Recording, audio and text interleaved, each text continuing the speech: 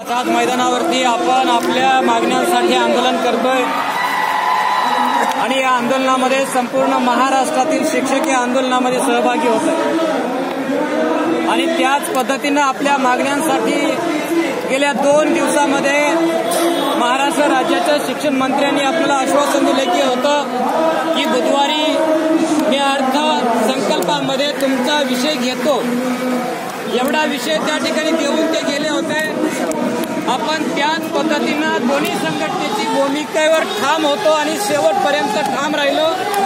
त्याच धर्तीवरती प्रशासनाने अतिशय सहकार्याची भूमिका घेतली होती आणि प्रशासनाचे सुद्धा आपण आभार मानावेत। त्याच पद्धतीनं आपण सकाळी ठरल्याप्रमाणे ठरवलं होतं की एक जलत्याग आंदोलन अरबी समुद्रामध्ये जलसमाधी घ्यायचंय आणि दुसरी भूमिका होती की आपण 400, 500, 600 लोक जेवढे असतील तेवढ्या लोकांनी मंत्रालयाच्या समोर आत्मदहन, सामूहिक आत्मदहन करणार आहोत। या आपल्या मागण्या जोपर्यंत मान्य होत नाहीत तोपर्यंत आम्ही आमच्या घेतलेल्या निर्णयावरती ठाम आहोत।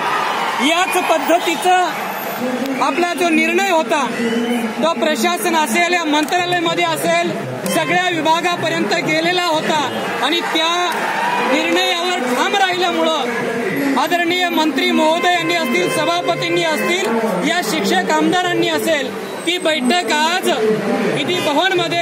विधान भवनमध्ये बैठक आयोजित केली आणि विशेष आमदारांसोबत आपण त्या बैठकीला सहभागी होतो। बैठकीला आपल्याला बोलवण्यात आलं। मी आणि कुलकर्णी सर आणि अमित सर त्या बैठकीमध्ये सहभागी होतोय विशेष। आणि शिक्षक आमदार जेवढे आहेत ते सगळे आमदार त्या बैठकीला उपस्थित होते आणि बैठक एकमेव फक्त आपल्या प्रश्नासाठीच बैठक आयोजित केली होती। आपल्या त्या ठिकाणी होत असलेला शिक्षकांच्या एकजुटीचा हा विजय होता आणि मला सांगावं असं वाटतं ज्यावेळेस आतापर्यंत आश्वासन देत गेले मित्रांनो, आतापर्यंत आपला विषय कुठल्याही कागदावरती नव्हता। हे आपण वास्तव परिस्थिती जाणून घ्या। आपण म्हणायला लागतो की प्रचलित नियमानुसार अनुदान मिळालं पाहिजे, आपण म्हणतो की मूल्यांकन नाही झालं पाहिजे, आम्हाला टप्पा मिळाला पाहिजे। ह्या सगळ्या गोष्टी चुकीच्या होत्या। जरी तावडे साहेब म्हणत होते की मी देतोय की आता वास्तव परिस्थिती जर तुम्हाला जाणून घ्यायची असेल तर वास्तव परिस्थिती आमदारांच्या समोर मांडली त्यांनी। या आर्थिक अधिवेशनाच्या अगोदर आपला विषय आर्थिक तरतुदीमध्ये नव्हता। ज्या दिवशी तावडे साहेबांनी या ठिकाणी येऊन वास्तव परिस्थिती पाहिली त्यांनी सांगितलं की मी आतापर्यंत कोणत्याही आंदोलनाला जात नव्हतो आणि मला कुणाचीही ओळख नाही। लवांडे सर आणि कुलकर्णी सर एवढे जर पाहिले तरच तुकडी आठवते, अन्यथा आठवत नाहीये। ही वास्तव आहे। मग मी त्या दिवशी तुम्हाला या ठिकाणी आंदोलनामध्ये पाहिलं, तुम्हाला माझ्याकडे येऊ दिलं नाही, मीच तुमच्याकडे आलोय आणि तुम्हाला तिथं येऊन सांगितलोय। मग आता काय ऐका, तुम्ही जे म्हणताय आता जलसमाधी होती, जलसमाधीसाठी अरबी समुद्रामध्ये आपले बांधव गेले होते, त्यांचे व्हिडिओ त्यांनी पाहिले। ही वास्तव पोलीस प्रशासन फोनवर फोन करायला लागलं होतं की 400-500 लोक आज मंत्रालयाच्या समोर येऊन धडकणार आणि सामूहिक आत्मदहन करणार। ही निरोप सगळा गेलेला होता आणि त्याच बैठकीचं आयोजन त्या ठिकाणी करण्यात आलं होतं। मग आता वास्तव काय, तावडे साहेबांवरती विश्वास असेल तर ऐकायचंय, शिक्षक आमदारांवरती विश्वास असेल तर ऐकायचंय आणि विश्वास नसेल तुमचा शिक्षक आमदारावर आणि शिक्षण मंत्र्यावर तर तुम्हाला वाटतंय ते करायचंय। अशी वास्तव परिस्थिती आहे। आतापर्यंत म्हणजे बुधवारपर्यंत त्या आर्थिक बजेटमध्ये आपला विषय नव्हता। तावडे साहेबांनी त्या खात्याशी बोलून त्या अधिकाऱ्यांशी बोलून आपल्या विषय घातला। त्यांनी ट्विटर केलंय, काय केलंय की मान्यता प्राप्त अनुदानित शाळेतील विनानुदानित तुकड्यांना अनुदान देण्यासाठी सरकार सकारात्मक आहे। ही पहिलं ट्विट त्यांनी केलंय आणि हेच ट्विट बजेटच्या माध्यमामध्ये आहे। कसं आहे पहा, आता तुम्ही म्हणाल की 20% बजेट तरतूद आहे का, नाही का? आतापर्यंतचा इतिहास आहे म्हणे की बजेट सादर करत असताना शाळांचा तुकड्यांचा विषय मध्ये नसतो, लमसम बजेट सादर होतं। आणि यावेळेस पहिलीच घटना आहे की बजेट सादर करत असताना शाळेंचा उल्लेख करून सकारात्मक आहे हा सकारात्मक शब्द का घेतला. ज्या वेळेस आता तुम्हाला अनुदान द्यायचं, टप्पा अनुदान द्यायचंय आणि द्यायचं असेल तर याची घोषणा या आर्थिक अधिवेशनामध्ये, आर्थिक तरतूदमध्ये सकारात्मक का होणं पाहिजे आणि जर नसेल तर तुम्हाला अनुदान देताच येत नाही हे विशेष आहे. मग आता काय होईल ऐका की आता एक होईल, सगळ्याच्या मनामध्ये कन्फ्युज आहे, तुकड्याचं मूल्यांकन झाल्याशिवाय अनुदान येणार नाही हे सगळ्यांना माहिती आहे, पण ते कसं करायचंय हे विशेष आहे. तर मूल्यांकन कोण करेल. आता शिक्षण अधिकारी, उपसंचालक हे मूल्यांकन करणार नाहीत तर एकमेव आयुक्त या मूल्यांकनाची माहिती मागवतील. किती दिवसात मागवतील. टाइम बॉन्ड आहे का. टाइम बॉन्ड त्याला काहीही नाही आणि स्पष्ट सगळ्या आमदारांच्या समोर सांगितले तावडे साहेब, मी टाइम बॉन्ड त्याला देऊ शकत नाही. मी जर तुम्हाला 15 दिवसाचं दिलं, 1 महिन्याचं दिलं तर तुम्ही दुसऱ्या दिवशी लगेच म्हणाल, पण माझ्यावर विश्वास ठेवा. मी आयुक्त स्तरावरती जर केलं तर जे काही मध्ये चावचाव होणाऱ्या गोष्टी आहेत त्या सगळ्या पहिल्यांदा बंद करतो आणि आयुक्त लेवलवरती माहिती मागवतो, म्हणजे लवकर होईल आणि लवकर झाल्यानंतर मला तुम्हाला देता येईल. मग हे विषय झाला. पुन्हा त्यांना दुसरा प्रश्न केला, सर आम्हाला टप्पा केव्हा मिळणार. ते म्हटले तुम्हाला टप्पा केव्हा मिळणार हे मी सांगू शकणार नाहीये. तुम्हाला जर म्हटलं मी या तारखेला मिळेल, तुम्ही लगेच तेच धरून बसाल आणि त्याच आशेने ही कराल. एवढं 100% सांगतो की आयुक्त लेवलवर तुकड्यांची तुमची माहिती घ्यावी लागेल. काही तुकड्या GR मध्ये आहेत, काही तुकड्या शिक्षण अधिकाऱ्यांनी त्यांच्या अधिकाराखाली दिल्यात. त्या सगळ्या तुकड्यांना मला अनुदान द्यायचंय. माझ्यावर विश्वास असेल तर ऐका आणि विश्वास जर नसेल तर त्याला काही पर्याय नाहीये.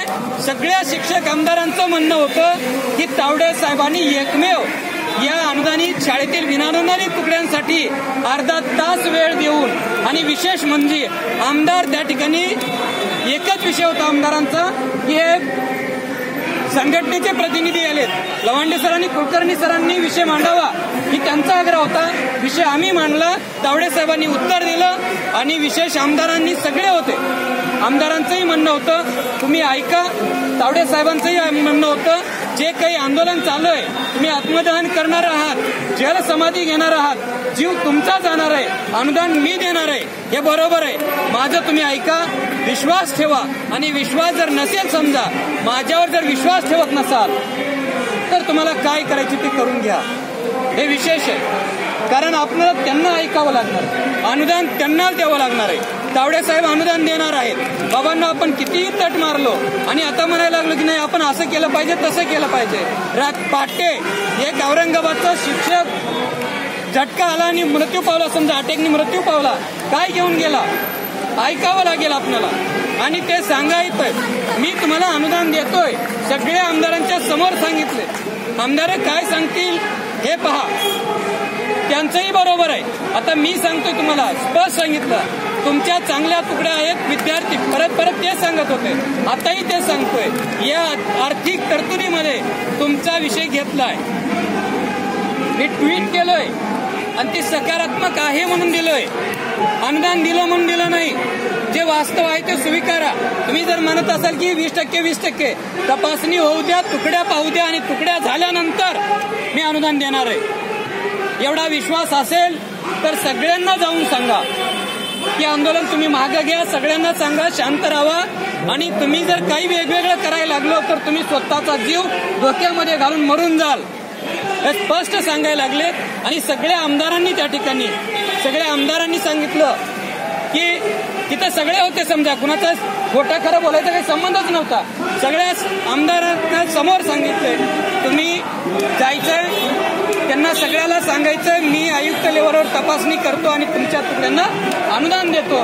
सगळ्या ते आमदारांनी तिथे मान्य केलं. आपणही त्यांना तेच सांगितलेलं आहे की आम्ही आता करतोय, बरोबर आहे ना. आजू अधिवेशन आहे, आपल्याला आजू पाठलाग करायचंय, ते म्हणतायत तुम्ही आजू माझ्याकडे येऊ शकते, काय अडचण नाही. या पद्धतीनं त्या ठिकाणी जी चर्चा झाली, या पद्धतीची चर्चा झाली. तर आपण या वास्तव परिस्थितीवर आलोय. आपण वास्तव स्वीकारलं पाहिजे. आर्थिक अधिवेशनामध्ये जर आपला मुद्दा आला नसता, मी सकारात्मक आहे हे वाक्य झालं नसतं, तर आपल्याला अनुदान देणं भयानक अवघड होतं. त्या सगळ्या आमदारांनी मान्य केले की आतापर्यंतचा इतिहास आहे म्हणले की या तुकड्यांना मी अनुदान सकारात्मक का म्हणतोय, मला द्यायचंय म्हणून सकारात्मक म्हणतोय, शासन म्हणतोय म्हणून. आणि पैशाचं बजेट टेन्शन तुम्ही घेऊ नका म्हणतो की आमच्याकडे बजेट आहे, आम्ही ती तरतूद करतोय देतोय. हे परत परत प्रत्येक जर शिक्षक येऊन विचारायला लागला तर मला उत्तर देणं होत नाही, हे स्पष्ट त्यांचं म्हणणं आहे. तर सगळ्यांना एक मी सांगू इच्छितो, तावडे साहेब जे बोलले ते प्रमाण मानायचंय. आपण भरकटलो तर आपण व्यर्थ आपला जीवन धोक्यात घालणार आहोत. ते सांगायला लागले तर ऐकूया. 1-1.5 महिन्याने आणखीन अधिवेशन आहे, आपण आणखीन पाठलाग करूया आणि आपलं अनुदान मिळवून घेऊया. तर या ठिकाणी हे जे चाललेलं आंदोलन आहे ते आज आंदोलन आपण समाप्त या ठिकाणी करणार आहोत.